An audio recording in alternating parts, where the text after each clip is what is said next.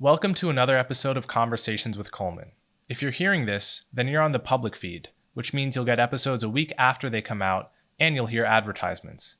You can gain access to the subscriber feed by going to colemanhughes.org and becoming a supporter. This means you'll have access to episodes a week early, you'll never hear ads, and you'll get access to bonus Q&A episodes. You can also support me by liking and subscribing on YouTube and sharing the show with friends and family. As always, thank you so much for your support. Welcome to another episode of Conversations with Coleman. One quick announcement. I'm doing a series of reaction videos where I read headlines in the news and casually react to them. And those will be uploaded every other Sunday, so you can check that out on my YouTube channel.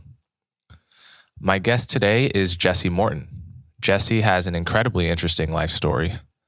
He was born in America, converted to Islam as a young adult, became radicalized, and devoted his life to doing everything he could to help Al-Qaeda from America, including creating the very first English-language jihadist propaganda magazine, which later famous magazines like Inspire and Dubuque would be modeled after.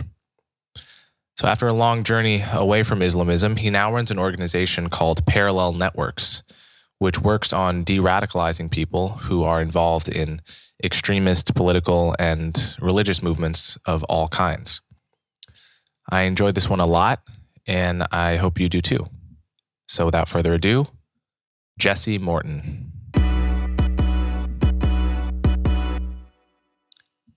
Jesse Morton, thanks so much for coming on my show. I appreciate you having me. Nice to be here, Coleman. So I met you a few weeks ago at an event in New York and talked to you for a while and realized I had to get you on my podcast because you're too interesting a person to not talk to and to not expose my listeners to. And I hope they'll see why. In order to talk about the work you do right now fighting violent extremism, which is really interesting, I think we first have to go into something of a deep delve of your life story. So I guess let's start with just a brief summary of where you grew up and who you were as a kid. Okay. Very good. Well, my name is Jesse Morton, but for a very long time I went by the Islamic kunya, or name adopted when one converts to Islam, as Yunus Abdullah Muhammad. So that's what I'm infamously known as. But I grew up in rural Pennsylvania.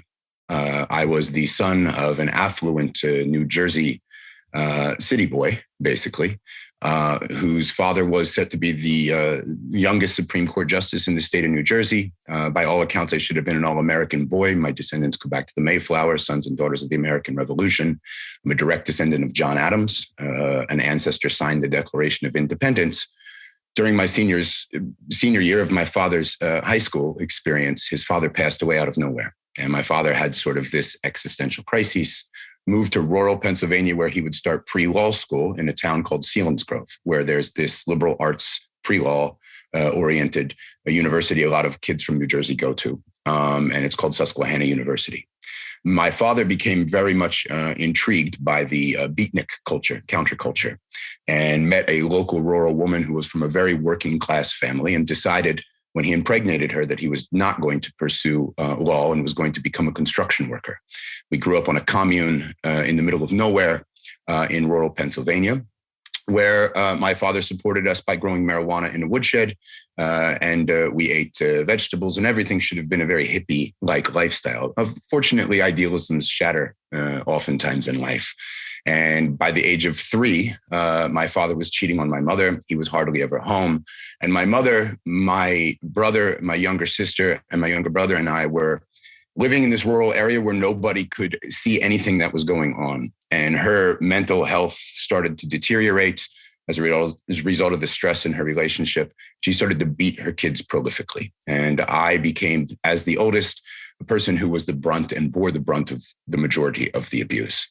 And I say that not to say that most people go on to become what I became as a result of child abuse, but only that a lot of the work that I do now is looking at the connection between adverse childhood experiences and radicalization into violent extremism or support for violent causes. Anyway, long story short, the abuse continued. I started to talk to members of my family. No one did anything. I was told to be patient. My father didn't care. Guidance counselors at school didn't do anything. And at 15 years old, I ran away. Upon running away, I took to the streets of New York City, went back toward tracing my father's roots, where I learned how to live as a street kid, eventually running into the Grateful Dead and emulating my father's idealistic ambitions on more far leftist causes at first, by traveling as a deadhead around the country for several years of my life. So that's basically the early trajectory there. All right. So fast forward to the early 90s, I guess. Yeah. This is when you get into trouble with the law and eventually encounter Islamism. Mm-hmm. Talk about that. Towards the end of the 1990s. So in 1998, when I was 19 going on 20 years old, I was incarcerated for the first time for a minor offense in State College, Pennsylvania, traveling around with the hippies, and was arrested for something minor. But the first day that I was in jail, the guard came and said, would you like to go get a book from the library? And I couldn't find any books. There was nothing quality on the shelf, but I did find the autobiography of Malcolm X. And it was very appealing to me. I like to say now that I kind of climbed into Islam through Malcolm X, not Muhammad. And so my idea of having all of this trauma, having suffered abuse, having converted to a street peddler, being a drug dealer, and now finding myself incarcerated and emulating, sort of living the tale of Malcolm in the cell. It's very powerful, of course, everyone knows. But then when he got to the chapter where he talked about white people with blue eyes circumambulating the Kaaba in Saudi Arabia, I realized that this ideology he had adopted was not just confined to Black nationalism, that in fact, Malcolm had done what most people cannot do, and that is be willing to accept the truth when it comes to their face or whatnot. So I started to really explore religion upon my release. And for about 2 years, I traveled around. I couldn't change behaviors. I was getting more and more into drug use. But on the side, I was reading more and more about spirituality and religion. I did not believe in God, but I did not believe that I would ever adopt an organized religion. And in the course of that, I find myself in Philadelphia, Pennsylvania, hustling on the street with a fundamentalist Muslim that had practiced, let's say, Prislam. Yes, it converted in prison, became serious follower of Saudi Arabian Salafism, comes home, environment, context, all of those things that influence and impact, ends up selling drugs downtown with me in Center City. We go to cop drugs for a consumer in North Philly, and we're told to lay down, coming out of the low-income housing projects. We run, hide behind some drywall. He says, say these words after me and everything will be okay. And he gives me the declaration of faith in Arabic to Islam. I utter them, don't know what I'm saying, but I do know we got away. And so when the morning sun comes up, we jump in a taxi, go to his wife's house, who's a good practicing Muslim. Everything is safe and secure. I'm coming off of a drug run. And I wake up in the morning and I find the Quran open on a bookshelf. First verse that I pick up and open to says, this is a book wherein there's no doubt, a guidance for people of consciousness. Realized right there I wanted to become a Muslim, converted at the mosque that day when he woke up, but then had to figure out how to provide for myself because I was essentially broke from the bad experience the night before. Ended up getting on a Greyhound bus going to Richmond, Virginia, where I was going to rip off college kids selling fake narcotics to recover from the losses I had experienced in the days before. And unfortunately sold to an undercover cop and got arrested. And the first thing that happened when they put me on an open man cell block in Richmond City Jail was that a Moroccan veteran of the Afghan Soviet Jihad, who I identified as a Muslim from his kufi, when I said salam alaikum, I just became a Muslim, he took me under his wing. That's where he walked me through the basic tenets of Islam. And from there started to, I guess you could say, radicalize and recruit me. Although I have to say I was quite open to the prospects, having been looking for that connection from the time that I read the autobiography of Malcolm X until that point. All right. So let's just keep going. There's a lot to talk about at each of these stages, but let's just get through the whole story first. So at this point, this is what, 2000? This is approaching, Richmond City Jail. I get out actually 4 months before 9/11 happens. Okay. So then 9/11 happens and... So during the course of my incarceration in Richmond City Jail, the individual taught me a lot of balanced, peaceful things from Islam. But at one point, it sort of started to transition.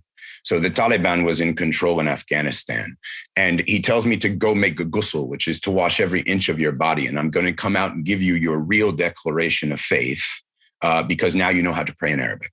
And when I do that, he gives me a new name, Yunus, who's Jonah, swallowed by the belly of the beast or swallowed by the whale and spit back out, and calls his people of Nineveh in the Bible and in the Quran to monotheism. And he's one of the most successful messengers. So he gives me a command that I have to emulate that and go call Americans to Islam. And then he tells me, my name is Abdullah, slave of God. I will only ever be a slave of God. And Muhammad, this is the person I need to emulate. And toward the end, an African-American woke up one morning when we called the call to prayer in the cell block, and he stood in front of the prayer. And the Moroccan tried to move him out of the way, but he didn't move. And when he didn't move, the Moroccan stood up, cut the prayer, and started to fight him. Now, this is my first contact with the idea that violence has any place in religion. And I asked him afterwards why, and he quoted me a hadith from the Prophet Muhammad that the Prophet is reported to have said that if someone walks in front of your prayer and does not move them gently with your right hand to get them away, but if they do not move, then stand up and fight them, for verily they are a shaitan. And when I ask him why he fights, he gives me the David and Goliath narrative, and he tells me that the Taliban have established Sharia-controlled territory in Afghanistan, and that the West will never take it, and that the rest of my life will be spent in a never-ending perpetual war between the kuffar, the non-believers, and the Muslims. And he quotes prophetic prophecy that says the black flag of jihad will be raised in Khorasan, which the jihadists interpret as Afghanistan, and they will not be stopped until they reach Jerusalem. Now that taps into my anti-Israeli sentiment because I was far leftist anarchist before I converted to Islam. So he politicizes the religion for me. So when 9/11 happens, I see this as a fulfillment of what he told me would happen. And so by the time George Bush says you're either with us or you're with the terrorists, I'm looking at American society. I'm basically an outcast. I'm basically a loser. Yes. And so basically for me, it was like, well, let me explore what the terrorists have to say because I can't understand what America has to say. And so quickly I started to gravitate to Osama bin Laden. And that's where the process began. So now when you're released from jail or prison this time, you get involved with or found a local group called Revolution Islam or Revolution Muslim. Revolution Muslim, yeah. That was later in 2007, but by 2004 with the Iraqi war, I was on 125th Street in Harlem preaching every day for African Americans not to participate in the war on terror because of their history of being brought here on slave ships. Their ancestors were Muslim, blah, blah, blah, and that they want you to fight their wars as working class people. And that led me to connect to an organization that was an offshoot of the most popular radicalizing organization from the United Kingdom, which is called Al-Muhajirun. They had a New York City-based offshoot that I joined first. And I gravitated towards them, and they gave me that community to belong to. And then from there, I was able to access very charismatic preachers of the era and ask them questions and whatnot. But my criticism of this group called Islamic Thinker Society was that as the world was evolving more and more toward interconnectivity, created opportunity on the internet and what we were calling social media 2.0, they were not utilizing the internet as effectively as they could. And so in 2007, a Jamaican cleric by the name of Abdullah Faisal, who had radicalized the 7/7 bombers, got home from prison and was extradited to Jamaica, where he was safe to say whatever he wanted. And I started an organization with an Orthodox Jewish convert who had a very large following on YouTube, and Abdullah Faisal, who gave me the charismatic spiritual leadership that I needed. And I sort of command and controlled this organization we called Revolution Muslim, which in many ways was responsible for laying, I think, the seed and the template and the methodology that later, when I was incarcerated, ISIS adopted, and some of my followers that had traveled to Syria adopted and then made essentially viral. My organization was connected to 15 different terrorist plots, radicalized countless numbers. And we were really the first to translate the message of Al-Qaeda to the American ambit, in the sense that it looked like it was Al-Qaeda on Madison Avenue or Al-Qaeda in Hollywood. We basically had we used the English language glossy jihadi magazines that have become so popular since then. That was my conception. In the same way jihadists use Telegram and encrypted apps today, we used Paltalk. That shocked the world when it came out in the Snowden leaks. but it was a very active space for us in the non-surface web. And so we basically were innovators. We took American innovation and we synthesized it with this traditionalist jihadist understanding and made it essentially viral. The end came when we threatened the writers of South Park for portraying the Prophet Muhammad in a cartoon in 2010. So by that point, you were living in Saudi Arabia, no? I lived in Saudi Arabia for a time and I was kicked out of the country. So you had just gotten a master's degree while you're doing all of this at Columbia, right? Yes, indeed. So because my birth name is Jesse Morton, I was always able to operate covertly under the radar. And one thing Islam gave me was stability. So I got an undergraduate from a school down on Varick Street, Metropolitan College. I had worked on Wall Street for a time, but then left because of interest and use of usury. Then I was leading an outpatient substance abuse mental health clinic for 10 years, all while operating as one of America's biggest radicalizers and recruiters. Eventually graduated from Columbia from the School of International Public Affairs, SIPA, with a master's degree in Middle East studies. And my idea was to move to the Middle East and begin to be a critical theorist, right? And criticize American imperialism from the Middle East and be like I always was. I was always the white, blue-eyed, person that the jihadists could prop up and say, hey, we got one of your own and he has a lot to say about things. So I wanted to continue walking in that path. The US government in conversations with Saudi authorities had me removed. And when I came back, while I was in Saudi Arabia, this was for the South Park threats. This was before the South Park threats. Okay. So while I was in Saudi Arabia, everything started to heat up. Many individuals that were connected to my organization carried out attacks. We had the underwear bomber. We had Major Nidal Hassan. And now the concern was for the domestic threat, homegrown radicalized extremists, a condition and a context that we kind of created. And when I came back, I had a choice to shut up or to keep talking, and I chose to continue. The exhilaration, the zeal, the spiritual meaning that I understood as spiritual meaning was too much to overcome. And I continued to press the issue, if not get more violent and extremist. And ultimately, South Park declared that they were going to portray the Prophet Muhammad in their 200th episode. And we told them that if they did, they would end up like Theo Van Gogh, who ended up dead on a street in Amsterdam for portraying what Muslims perceived to be an anti-Islamic film with Ayaan Hirsi Ali, who is now a staunch advocate for free speech and goes against fundamentalism. Yeah. So,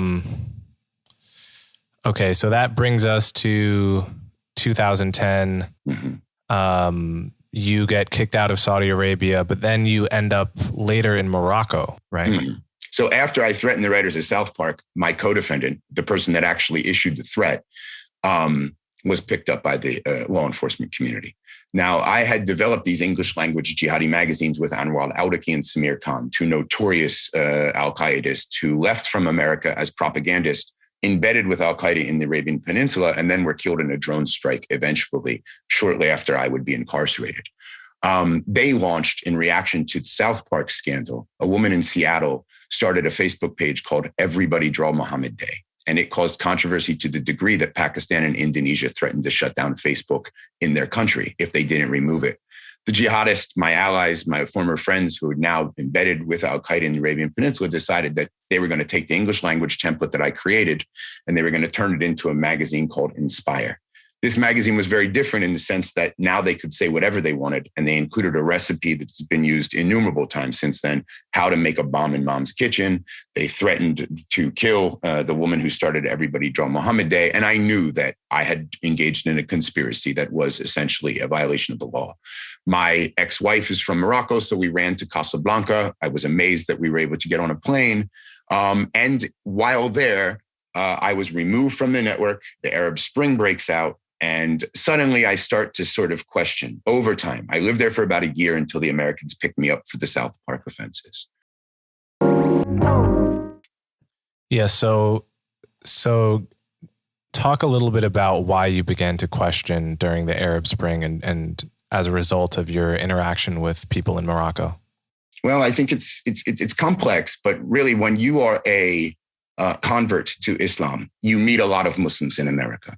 And you are taught by the jihadists and you get scripture to back those claims that they're essentially hypocritical, that they don't want to practice their religion as it was prescribed for them.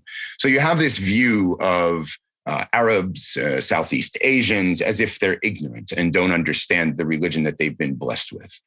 But I think that when you get to interact with people that you label, I think it's really key to diversifying your views and to be able to establish individuation in thinking. And so one thing about extremism and radicalization is it becomes, you lose yourself to the movement. Everything the movement tells you to do, you believe in. And so here I'm running away and I can no longer communicate with people that are embedding me in this echo chamber every day. So this is one factor. The second factor is essentially that I am teaching Arab millennial youth for GED, for GMAT, for GRE, to study abroad, to go to their master's degree in order to survive. And the Arab Spring breaks out, and we have these fascinating conversations in the middle of Morocco, which is a very liberal society, all about eating. They really are showing me a lot of love. And what I see is the ambition for populist change and democracy and taking things that I have taken for granted for my whole life. They, at the same time, are sort of motivating me to go back to my roots, which is believing in individual freedom. I'm thinking, wow, I think I'm upon totalitarianism. But at the same time, they're pushing back against me because shortly after I start teaching them, my case becomes known amongst them. So they start to talk to me about why I believe in what I believe in. And the select group of my students were probably the first people to ever push back against my ideas in a face-to-face manner offline. Then I guess there's just the general macro context of the Arab Spring, which is motivating people all over the world, believing that there would be a democratic future for people that had been left behind by the wave of democratization in the 90s and in the early 2000s before the war on terror began. And now we're in some ways labeled as these dangerous fundamentalists. But what I saw was something different. I saw creativity. I saw some level of consciousness that was intriguing. And I really felt like it might be that I was upon a wrong path. After that, the propaganda started to change its taste with me. So Osama bin Laden was trying to rebrand Al-Qaeda. He issued this statement about global warming, blaming the United States for all of global warming in the world, and not just a conspiratorial manner, but just a completely, it was buffoonish. It really didn't make any sense. It had no coherent logic. And so for me, it's like this guy's supposed to be the leader of this Islamic state he's advocating for. And now I'm seeing as he's trying to change his message into something other than his realm of expertise, he looks like he might be a very, very serious imbecile. So this shocks me. But it was too late. I was picked up on the streets of Casablanca after the Americans unsealed an indictment 2 weeks after they killed Osama bin Laden. And I spent 5 months in a Moroccan jail where I met a former Salafi jihadist preacher that I had followed and translated his work. He had changed his views. The Americans came to pick me up, took me back to America. And rather than stay staunch in my beliefs, I still continued to look for opportunities to transform and change my views. And you talk about a moment, I think it was on the plane back to America, where they asked to identify you as either Jesse Morton or Yunus Abdullah Muhammad. Mm-hmm. So this is something that is intriguing for me as a milestone marker because I spent my whole life hating Jesse Morton. And when the veteran of the Afghan Soviet jihad gave me my new name, my Islamic kunya, I was honored to hold on to it. It became my identity, became an alter ego that became me. To re-identify with Jesse Morton when was asked. So they picked me up in a private airport. They shut down the international airport of Rabat to transport me back. The Americans come in, they put me in an office. They dress me like I'm going to Guantanamo, chain me up, get me on the plane. The first thing they do is put the Quran in front of my face. And so, I had just spent 5 months in Moroccan prison where, let's just say, human rights are not respected. And independent press and access to journalism in the Middle East in general is not exactly readily available. And so in some senses inside of me, I was already eager to get home, even if it was going to be a prison cell, just to have access to information to consume, that was independent of the state. But when he asked, I think it shocked everybody on the plane. I said, I want to identify as Jesse Morton. And that began a process of me basically convicting myself while flying home and just telling the absolute truth of everything I had ever done and getting it off my chest. And through all these years, how mixed were your two lives when you were at Columbia, when you were teaching American students and interacting and presumably making some relationships and friends? Did they know about your alter ego? Did you mix those two lives or did you just keep them separate? They could tell that I was a fundamentalist. And in fact, the NYPD had a informant who was active at Columbia University while I was there, who was one of my college classmates. And so word had gotten out in Columbia. Very few people said anything to me to my face, but I could tell that it was a rumor that was spreading around.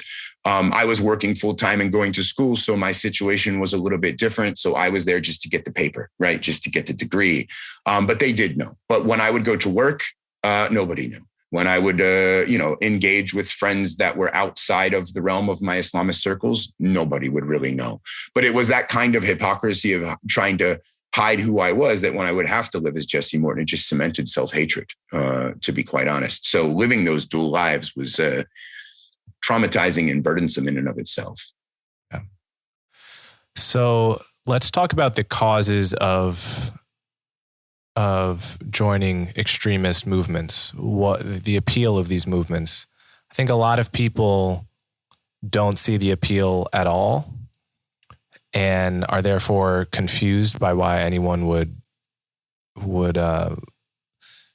seemingly derail their whole lives when they have a lot to lose, frankly. If you're born into semi-privileged circumstances, you have a lot to lose by dedicating your life to jihadism. But I think there's a certain, either just an innate personality type or a personality type that comes about as a consequence of life experiences that is so hungry for meaning and for purpose that any ideology that comes to such a person and says, I understand exactly why you feel alienation in life. I know that you feel empty inside, and I know exactly why, and I have the answer. Mm-hmm. And there are different, obviously jihadism is one version of this. Any cult can be a version of this. Religions in general can be a version of this. Political ideologies can be a version of this. The alt-right, Antifa, QAnon, anything that comes in and just seeks to explain fully your life dissatisfaction and give you a scripted answer that comes with community and the chance to learn and rise in status in a particular community by using your mind and your intellect. That seems to me that's the personality type that is attracted to these kind of things. And it strikes me too that you had, you struggled with drug addiction at points, because it seems, I'm curious if you agree that there is a harmony between the kind of mind that is vulnerable to drug addictions and the kind of person that may also want to join an extremist group, right? So can you talk a little bit about what you understand to be the psychology of extremism? So one thing that we know, having studied terrorism prolifically now for 20 years since the onset of the war on terror, is that there's no profile and that everybody's pathway to radicalization is individualized, but that there are patterns that we can identify. I do think that there's a strong similarity between the life of an addict and what makes a person susceptible to addiction, and that which is violent extremism or belonging to a movement that offers revolutionary change of the status quo. The reason that I say that is what we're learning about addiction now in the realm of therapy and substance abuse intervention and practice is that there's a very strong correlation between a high level of adverse childhood experience and susceptibility to addiction. So for most people, and some of the pioneers in this field are people like Gabor Mate, a specialist in trauma, and looking at those correlations, essentially what we find is that what addicts get out of the drug is not as important as what they get out of the culture. So what they get is they get community, and they sort of have their own culture with regard to their own ideology. It's a lifestyle, and it's a lifestyle that allows them to escape reality, because other than that, there was really nothing to live for. So even though this situation is not exactly the same, I do think that there are strands of similarity. And I do like to think that the more and more evidence that we collect, we'll find out more about how violent extremist ideologies function as an addiction. Hasn't been explored prolifically in the empirical literature, but there are some studies that suggest that's the case. Research on former far right-wing extremists shows that their level of adverse childhood experiences are at 4 or more, are 65%, whereas the base population of the United States is 13%. That's even higher than what you might call and classify as juvenile delinquents. But even the process of entering into a counterculture and the exhilaration that can be provided by the drug, if you think of the ideology that's associated with jihadism as a drug. So for me, I was an addict trying to cope and finding religion as a way to get out of my addiction. But what I realized, because for 14 years, Islam kept me completely sober, and I left all of jihadism behind. And as soon as I started to transform and change, I joined the program on extremism at George Washington University as a research fellow when I was when I went public as America's first former jihadist. And telling that story, re-traumatizing my own narrative, put me in a state where, after 15 years, out of nowhere, I relapsed on cocaine, having never touched the substance. And my takeaway from that as a personal experience was that, wow, the ideology, I no longer adhered to it. But the minute that you removed it, it was like removing the drug that substituted for the cocaine. And all of a sudden, as relapse doesn't happen overnight, all of the indicators were there in retrospect that I was going to relapse, but I had forgot I was an addict.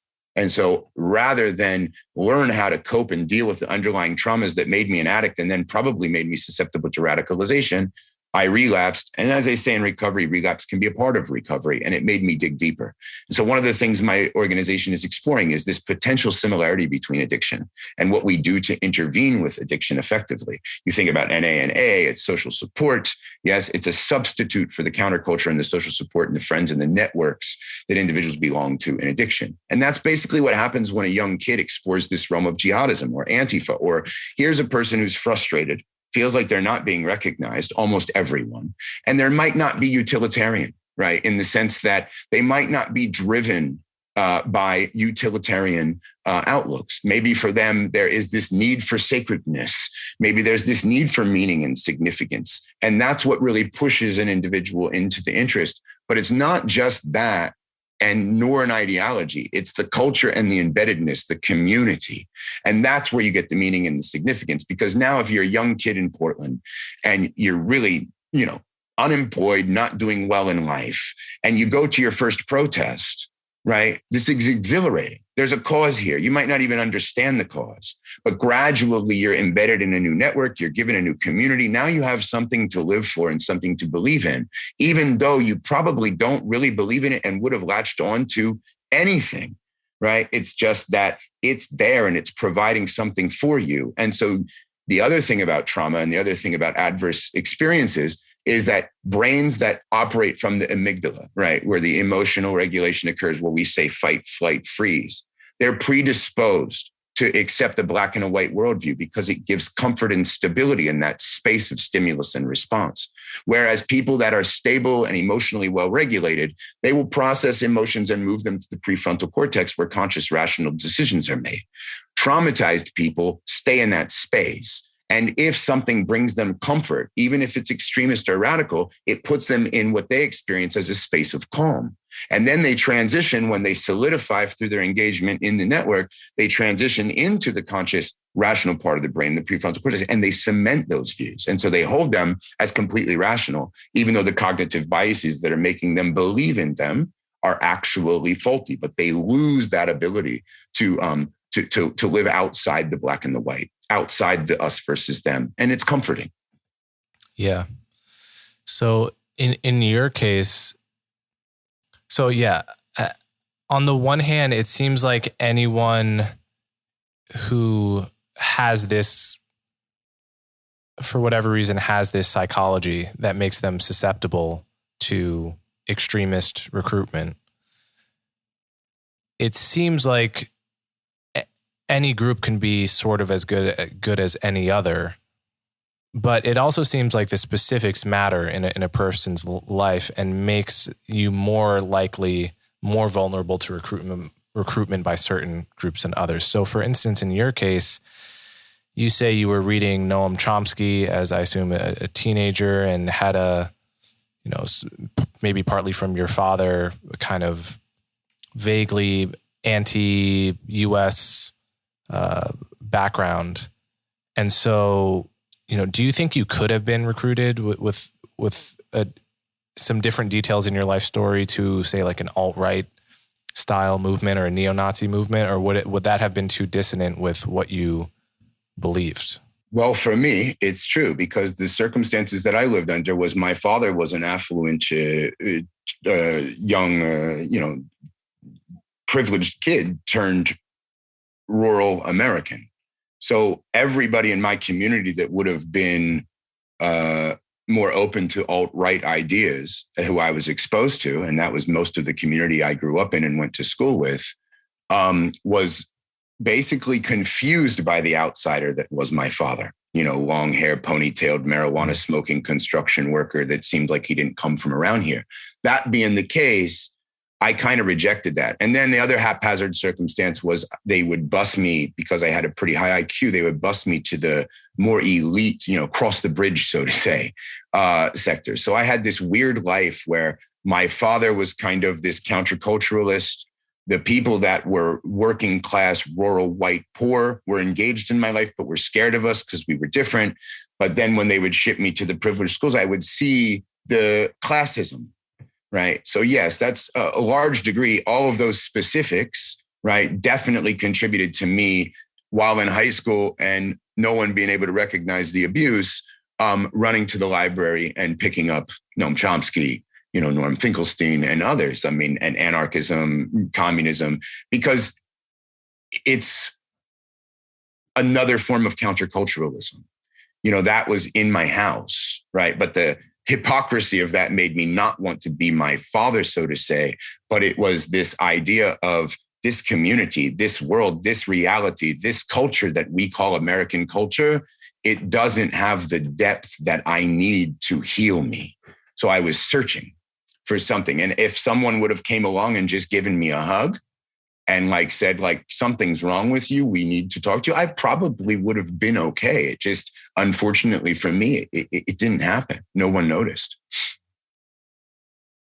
Yeah. So you talk about, in one article, you use the phrase cognitive opening, which I think is interesting. Is it, even if all the ingredients are there in a particular person, there still has to be sort of a moment when your mind is open enough to change its belief system radically. Right? That's like, I think in many ways I relate to having the personality factors that would potentially with a worse childhood would make me a candidate for any kind of extremist group. The sort of, I understand the appeal, but I can't imagine being cognitively open enough to change everything I believe. I mean, truly, I consider myself a fairly open-minded person, but the truth is, in order to get through the day and have a life that is at all coherent, you can't reconsider all of your beliefs when someone starts preaching to you on the street, right? And that's not even really how radicalization happens. It's really just bit by bit. But you talk about this idea of a cognitive opening. So am I understanding that term right? Can you explain that a little bit? Well, a cognitive opening could have to do with an experience that creates that kind of susceptibility to adopt a complete, comprehensive alternative worldview. Could have to do with, a lot of times what we see is it's 16 to 21 while the brain is still in its early stages of going into adulthood, and people are trying to answer that question: who am I and what do I want to become? The people that are susceptible to this are doing two things. Number one, they're not succeeding. Number two, they feel like they should be succeeding because they feel like they have something to offer. number three, something happens that creates that cognitive opening that's outside of themselves and creates some sort of existential crises, where suddenly the haphazard circumstances of coming into a contact with an ideology can give them the answers that they're looking for. So those that are drifting, those that don't have an ability to regulate their behavior and their emotions for whatever reason, in whatever state they might find themselves in. And so what we say with regard to the term of cognitive opening is that they are in a cognitive state drifting around. Probably many people are, but they don't bump into that. Some would join a cult. Others would find a route to a healthy pro-social community or organization that was doing good work in the community and belonged there. I had the opportunity to do the same thing in Harlem. I just left it pass me by. But for those unfortunate and due to randomness of the universe that run into these ideologies, and they all function the same way. There's no real need to distinguish between what they do for people. There's a need to distinguish between who might be susceptible to them at a greater risk than other categories or other demographics, but they all function the same way. They give you, I found the answers I'm looking for. And that's why you see so many more people radicalized between the ages of 16, and it's getting lower and lower as time goes on, but 16 to 22 is really that catch basin time. And that's a time when everybody's going through a cognitive opening of sorts. But typically we have that matched with a frustration about way things are moving. And how much of a game changer do you think it is that algorithms on YouTube and on other social media are always pushing you in the direction of the more extreme version of whatever you're consuming? Like it's on the one hand, you could say, well, the medium changes, but in the end, it's just radicalization has always operated that way, and it's actually. Or you could say, no, the fact that this technology changes has really made a difference. So what's your view of that? Well, I think that the world of social media has certainly changed the way that people consume information. To make it simplistic, I think we just need to look at Facebook, for example, the largest platform that we have been confronted with over, the last decade and a half. It's grown to the point where almost everybody in the world has at least used it. Facebook published an internal report from 2016 that documented that 64% of the people that joined an extremist group on their platform did so because their AI recommended it to them.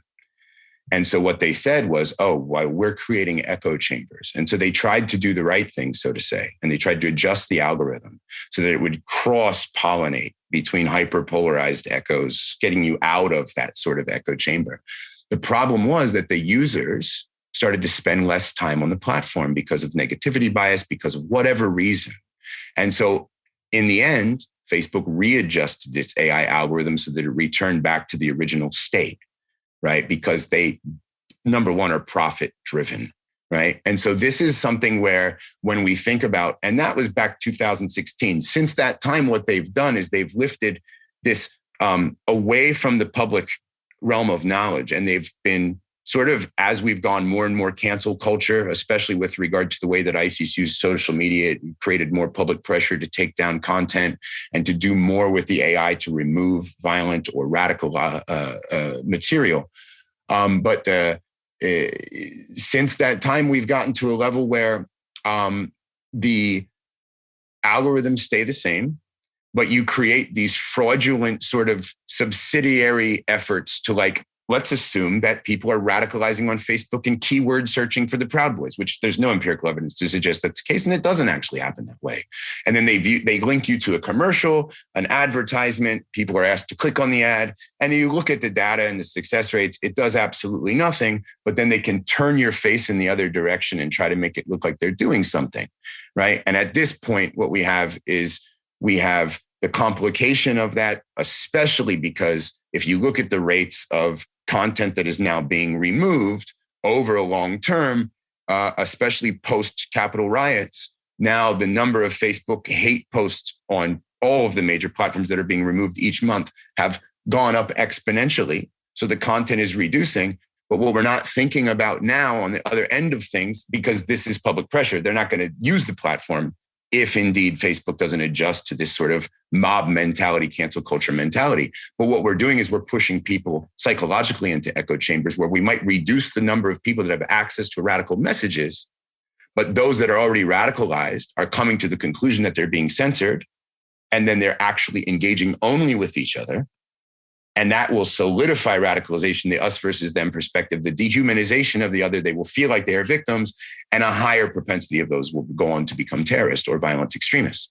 And we experienced this under ISIS, even though we didn't realize it. Now, it's a much broader conversation about what constitutes violent extremist speech versus hate speech. But essentially what you have in the social media companies is they are beholden to profit.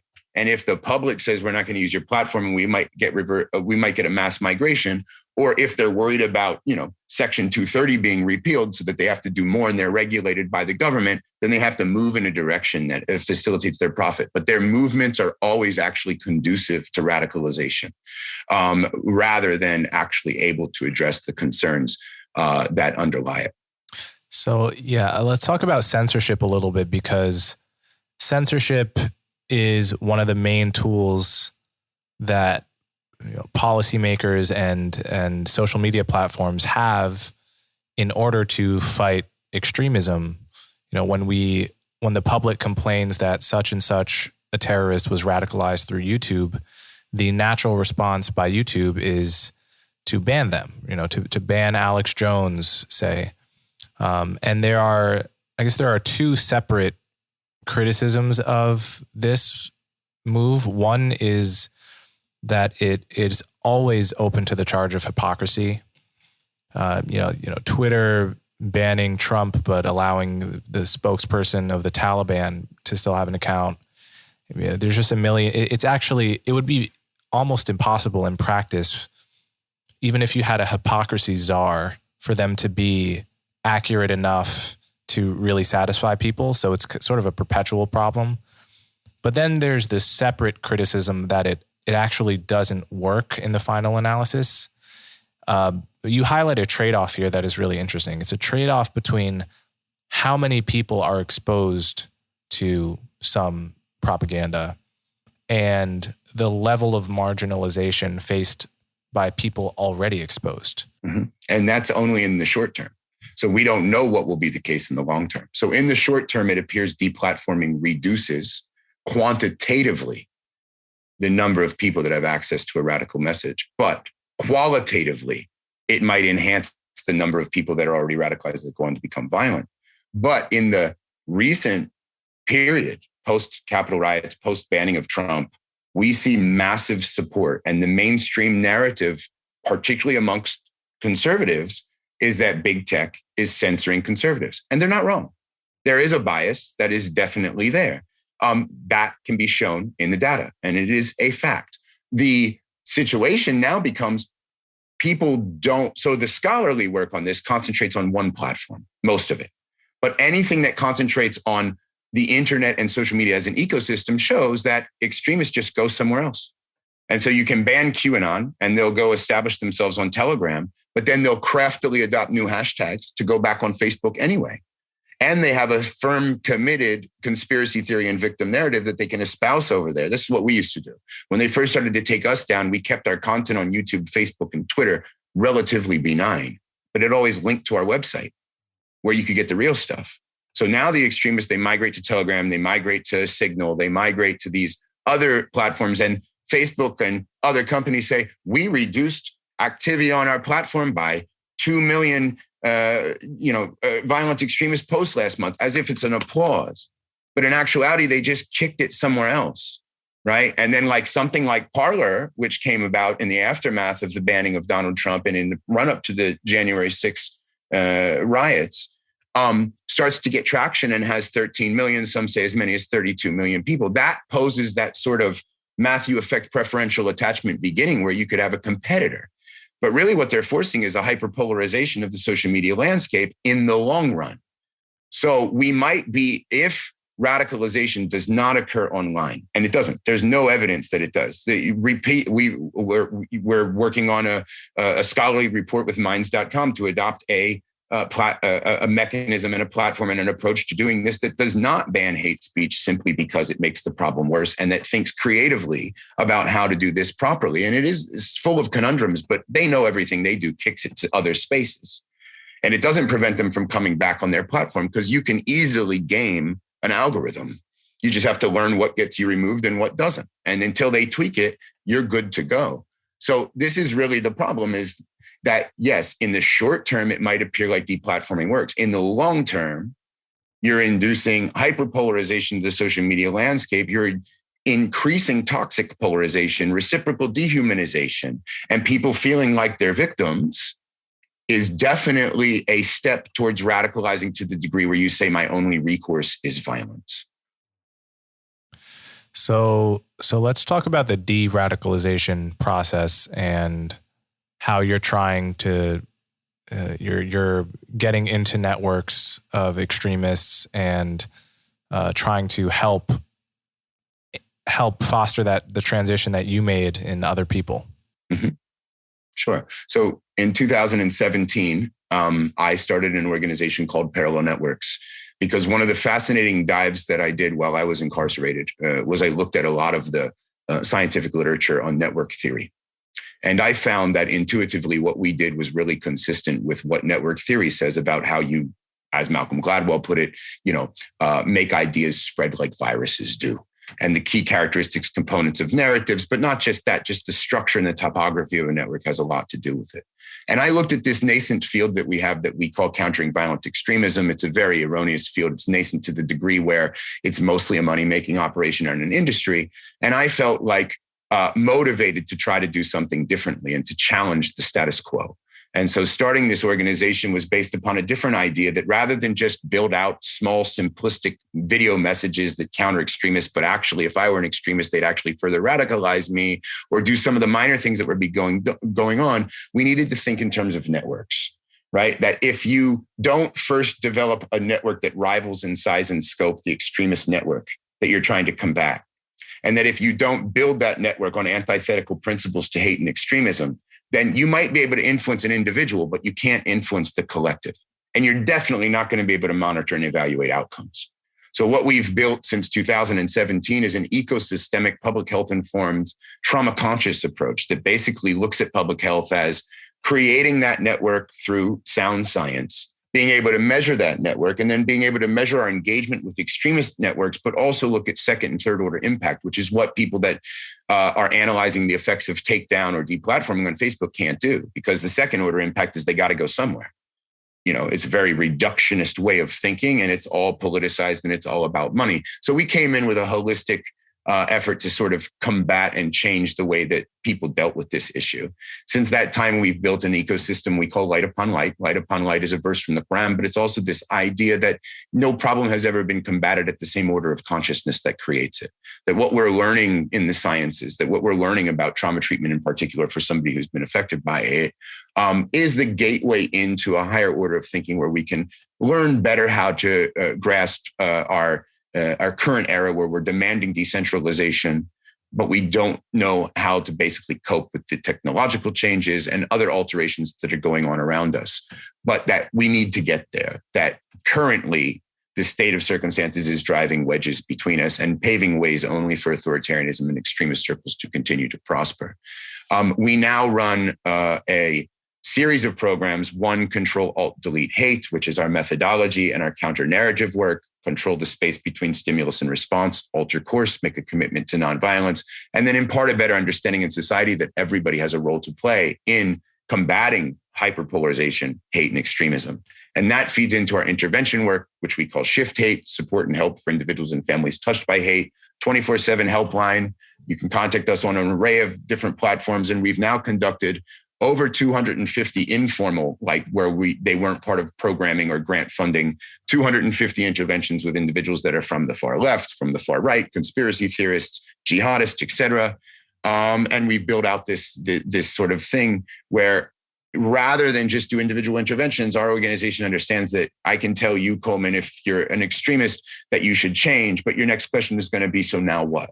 So then we have our Society Against Violent Extremism and Hate Network, where you get a new sense of belonging if you're someone who's leaving the alt-right or if you're leaving neo-Nazism, and you're surrounded by interesting people like Daryl Davis, who's an African-American musician who de-radicalizes Klan members, former extremists that used to lead big movements that other extremists are certainly aware of, very interesting activists and artists, former prison offenders, and we all operate as kind of like a community that supports each other, and that feeds back into our prevention programming called Escape Hate. So what we've done is we've innovated in the space of what was really and still remains to be a serious challenge, because most people that do what I do actually make the problem worse, but don't think about it, right? So what we're trying to do is we're trying to take this experiential understanding and combine it with science and combine it with actually not assuming that what we do is correct just because we consider ourselves doing God's work, but we really do need a science-based, evidence-based approach that can teach us how to intervene with one extremist, but at the same time to create macro, meso, and micro circumstances that can go back to the root causes of it. And unfortunately, there is such political hatred and bias that you kind of have to choose a side. You have to be on the right or you have to be on the left. Everybody wants to know where you believe, like what side. It's like like nobody can figure out if you're like liberal or conservative. And that's the way it should be. That's a person who thinks for themselves, but that scares people. And we're quite comfortable because a lot of the stuff that we've done has been recognized. And now we're moving forward and being able to develop this framework that I just described to you and apply it to phenomenon such as foreign terrorist fighter and family member returnees from Syria, going back to their respective countries. We're about to launch a program out in Portland where we're going to be the first trying to overcome the polarization, overcome the toxicity, the hate and the extremism that is plaguing that community. We've worked for the first government-funded program on de-radicalizing extremist offenders. We incarcerated a lot of people during the war on terror. We never thought that we'd still be waging it when they returned home from prison. And the U.S. government hasn't ever created a program to identify what their needs will be and how to treat them. And so a lot of them have been coming home, and we've been working with them successfully to prevent, similar things like we've seen happen in the UK. So from every space that we do it, though, we do it very differently in the sense that we can say that we believe in compassion, dialogue, and engagement, but oftentimes when we practice that, we still bring our prejudices and biases that we can't see.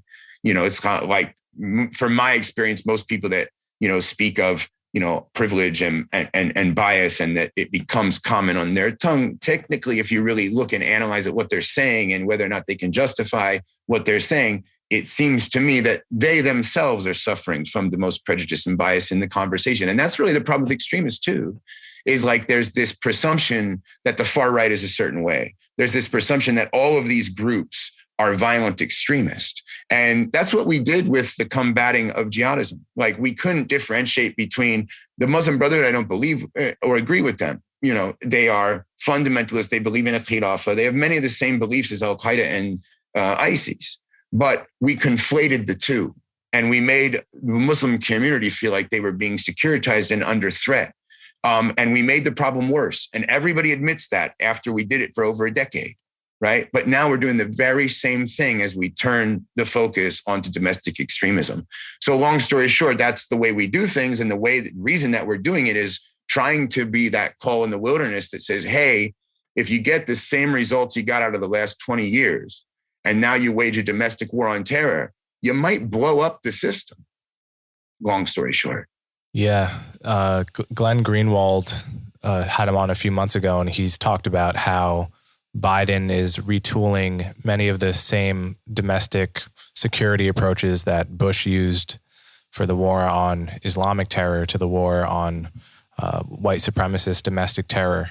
Mm-hmm. And I guess in that vein, I have a question about how these threats, verbal threats, run up against free speech protections. Because when you were, when your organization posted about the South Park writers saying that, what was the post that they're probably going to end up like Theo Van Gogh? That would not have been illegal, but additional to that, the post included the likely addresses where they might live. So that crosses the threshold of a communication of threat under American law. Now, American law, especially at this point, is very unique with regard to its understanding of the First Amendment and free expression than, most of the other Western democracies at this point as well. But yeah, there's definitely dangers and risks with allowing people to say what they say. But the more and more that people criticize and the more that people tried to silence us, the more and more people turned toward the act of violence, right? And so there really was no effort to combat what we were saying, right? So nobody ever came along and tried to counter what we were saying, right? Nobody ever came along and tried to challenge us. Instead, they tried to silence us. And that became the route through which we were able to say, see, they are waging a war against Muslims. See, we are the victims here. See, they will never let you speak the truth. They will always censor you. And so now what you have to do is you have to act upon the message. And so it actually facilitated our grievance. It facilitated our call. It made it actually easier for us to go about. Maybe we had less followers, but slowly but surely, more and more people took the ideas that we disseminated and turned them into efforts to, we were connected to 15 different terrorist plots in less than 3 years, unfortunately. I think a lot of people feel that it's useless to have a good faith argument or conversation with an extremist of any kind, because either they're just not operating rationally at all, they're not open to conversation, or their real motivations don't have to do with the beliefs, right? Like that's right. They're actually just either mentally ill people, yes, that are basically just, you should just interpret what they're saying as sounds or gibberish. That is just really an expression of a mental illness that needs to either be cured with drugs or something else, but certainly not with conversation. Or it's that they, if they're, especially if it's religious or otherworldly, that actually that's not what they're mad about. What they're mad about are more, in the case of jihadis, Noam Chomsky-like political grievances, and all the religious mumbo jumbo is actually, it's actually just a facade. So it's not worth engaging on that level, right? It's not worth arguing about scripture, for instance. So what would you say to that general attitude that I think a lot of people have that prevents them from wanting to have conversations with extremists? Well, I mean, at the end of the day, there's a skill and a technique that is part and parcel of being able to learn how to take hold of the society approaches towards addressing radicalization. And that is that if a person is cemented in their beliefs and you challenge them, you're only going to further cement them in their beliefs. This is not just true for extremists. It's true for most people that are very committed to something that they believe in. And there's an alternative argument for everything. So when a person is ideologically driven and likes to talk a lot about why they believe what they believe, the person around the table that's QAnon at Thanksgiving, and nobody knows how to deal with these theories. That's when you want to get them to reconnect with their self and talk to them about their experiences and try to tell them that you care about them. When they are able to identify that they're miserable or in a space where they don't want to talk about the ideology, then you need to connect their susceptibility, their vulnerabilities in a kind and compassionate way so that you can talk about that's probably why you believe in the ideology. So it's making the connection in a strategic way that actually works. It's being able to see the individual. Now, when there is the case of absolute mental illness, there's not a lot you can do. And that's definitely like higher ratios of people that are in radical or extremist movements that go on to become terrorists now increasingly, not necessarily with the jihadists, but that is a fundamental distinction between the two. Currently, in an age of targeted violence where people are just selecting an array of ideologies, adopting them, and just going out and killing, this is a mental health condition, but it's created by a culture that is conducive to such, right? And so what we believe is that the art of communicating, not like when people say compassionate communication, I think they misunderstand what that means. Compassionate communication just means creating a safe space where people can have a conversation and express themselves. And that's what we do, right? The people that reach out to us, they reach out to us because they know we're different than the other people in my field, that we don't have political biases, and they see the success stories of people that have come and departed. So we model by letting what we do speak for itself. But when you sit down and you're a white supremacist and you reach out, or when we reach out to you and you agree to talk with us and we don't challenge your views, we just want to know you as a person. That's exactly what the extremists do to these individuals, right? They don't talk about the ideology first. They look at like, hey, come eat with us at the halal restaurant, right? And get to know what we do. And all you hear them talk about is prayer and giving charity. Or when you're in the, I don't know what it would look like under the KKK. Hypothetically, you're going to church, and you're talking about Jesus and you're eating barbecue, right? And then slowly it's the community. And the community is held together by the sticky ideology. And so that's where the ideas come from. You have to create an alternative. You have to create alternative meaning, alternative significance, and alternative community for these individuals. And that's what's hard. And the only way that they'll accept it is if at first, when you first get to know them, if you take your time, and you have to be sincere in the sense that, like, I still see the humanity in you, because a lot of acting out is just, I want you to focus on me. It's like the bad kid that's getting beat at home at school. Right? He's acting out because he's getting beat. He doesn't know how to cope. He doesn't know how to deal with it. His behavior is a consequence of underlying issues, right? But if you judge based just on the behavior, you might make it worse by saying that's just a bad kid. Whereas if you grab him by the hand and you walk him off and say something bothering you, and you keep and you're persistent, then eventually you can establish the rapport that can give them the tool sets, make the connections necessary to start to overcome some of those underlying difficulties. Because it's never the ideology. The ideology is something you grab outside of yourself for something else that you're getting from the movement. So what about cases where there doesn't seem to be a clear movement, such as for many school shooters? Mm-hmm. So sometimes, we talk about sort of lone wolves, people who may or may not be tapped into certain online communities, but sometimes just truly seem like lone wolves. Are these kinds of people that your organization wants to be involved with? And if so, do you approach them differently than you approach classic extremist groups? So school shooters are quite distinct in the literature. The empirical data that differentiates between people that radicalize to ideologically driven violence and vis-a-vis those that become school shooters, there's a lot of differentiations and differences between the two. Mostly their lack of connectivity.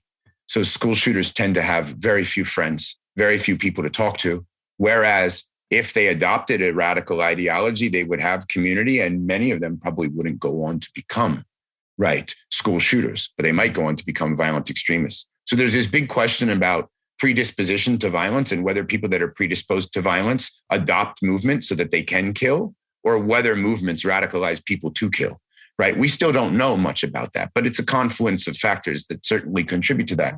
Our organization does work in that realm in some capacity, right? So we've worked with the involuntary celibate community, and a lot of the background data on involuntary celibates that we've gathered from establishing rapport with them has shown that, like, it's not the ideology. Those individuals that are most supportive of violence, we polled over 300 of them. We're working on some papers associated with that. But what basically comes out is that those that have a commitment to the black pill ideology that involuntary celibates believe in are the less likely to commit violence. But those that are there, right, that do not have a commitment and an understanding of the ideology are actually most supportive of violence, right? So this is like something that would baffle, but the problem is that that's what we have. We have a situation where it's isolation, loneliness, look for a sense of belonging, right? And if you get accepted by the community, you'll adopt the ideology. If you're not accepted by the community, you'll peripherally look at the ideology, but you're still isolated inside of an extremist online milieu. With these individuals, if you compartmentalize the data and you take them and you compare them with the data on school shooters, it looks a lot the same. It looks very similar, right? And so really the question then becomes one about, are we creating conditions under which increasing numbers of people in our society are isolated and don't have social connectivity? And can we change that? Or do we have to change by removing these, like if you adopt the black pill ideology as you're an incel, could it be a buffer against becoming a violent extremist, even though it's considered misogynist and most people want it to be removed? from the internet, which would be counterintuitive. But that's what the data suggests. School shooters is the same way. I mean, technically, when we look at their stories, they start to flirt. And there's many people that have gone on to become incel killers that weren't actually incel killers, because even before they were incel killers, they were looking at mass shooters from the time they were 14 or 15 in high school, and they were never actually engaged in the community. They were identified as incel killers because they said, on a Facebook post before they carried out their attack, I'm an incel or whatever, but there's no track history. There's no record of that. Or they might have been affiliated with an online forum for a period of time, but there's no activity on that forum. So that's the danger that we run into when we try to prohibit radical ideas. So I'm not familiar with the black pill ideology. What are you supposed to believe?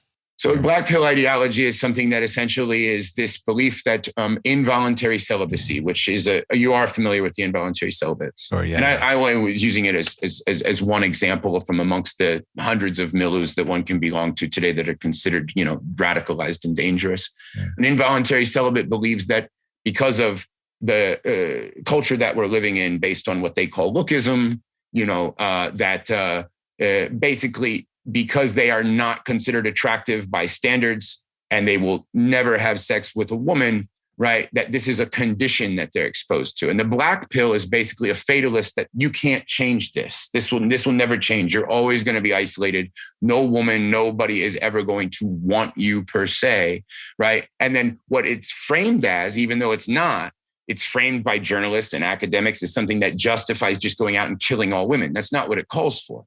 But it's very easy for our media to do these things, to perpetuate these narratives, just like it's very easy for us to say the Canadians labeled the Proud Boys a terrorist organization. I'd like to know one attack the Proud Boys ever engaged in that was an actual terrorist event. I don't know of any, right? But at the same time, because of all of the propaganda, all of this need to identify these enemies, right? This is what we have in the conditions we live in today. We have to have enemies. We have to have somebody that we can combat. We have to have somebody that we can shut down. We have to have somebody that we can censor, right? In fact, those very things that we're trying to ban and prohibit might make it more likely that an individual kills. So the black pill ideology is really just a grievance that's based on the red pill of the right, alt-right, right? The idea of the Matrix movie, take the blue pill, you wake up, it's like nothing ever happened, take the red pill and I'll show you how far the rabbit hole goes. The black pill is a play on that is affiliated with the involuntary celibate community. So I feel the confusion must be that because many, but by no means all, school shooters may be incels, or whether they identify as such or not, may be the kind of guy that could be described or could fit in with the incel community. That therefore the reverse must also be true, that incels must have some connection to this kind of random acts of violence, which actually it's not logical. It's a like a square and a rectangle kind of a situation. Exactly. So, and that's what's beautiful about the First Amendment. And one of the reasons that I have come to really uphold the principle of free speech as understood in the United States vis-a-vis the alternative constitutional democratic processes that basically put technocrats in charge of making decisions like that in countries like Canada and in Western Europe. Because the moment that you try to ban radical speech, your intentions might be good, right? Or what you call hate speech, which how do you define hate speech? How do you define a hateful movement, right? The moment that you try to ban it, you might actually indirectly make problems worse. And that's why in a world of science that can appreciate complexity, but in a world where people that are tasked with overcoming these hurdles and addressing these concerns are not necessarily, like if you're Facebook, you're not worried primarily about making the world a better place. You're worried primarily about what your share price is, right? And your profit margins. And so, it's really, we're living in this era where we're increasingly saying you're prohibited from the public square. And we think that we are righteously doing that in a way to make the world a better place. But in fact, we're slowly eroding the social fabric of our democracy. And that's really why it's so important to figure out how to combat hate and violent extremism in an appropriate manner. Because I think it's clear for all to see that lone wolf attacks, school shootings, mass shootings are certainly not going down, right? Even though we might be trying to repeal and prohibit the gateways into them, right? And misunderstanding that actually some of those gateways may actually be buffers, and that we can kind of shape the narrative and provide alternative gateways that represent what we call a parallel network, so to say. All right. So before I let you go, where can listeners go to support your organization? So we have a main website, P Networks, at our parallel networks. Sorry, I should take that out. I forget my own website. I'm sorry, pnetworks.org, where we run our international and domestic operations, lightuponlight.online, which is where we house our domestic material, and at Twitter on @Jesse_Morton. Awesome. Thank you so much for this, Jesse. This has been an excellent conversation, and I hope to have you back again at some point. Very good. Hopefully we'll talk soon. All right. If you appreciate the work I do, the best ways to support me are to subscribe directly through my website, colemanhughes.org, and to subscribe to my YouTube channel so you'll never miss my new content. As always, thanks for your support.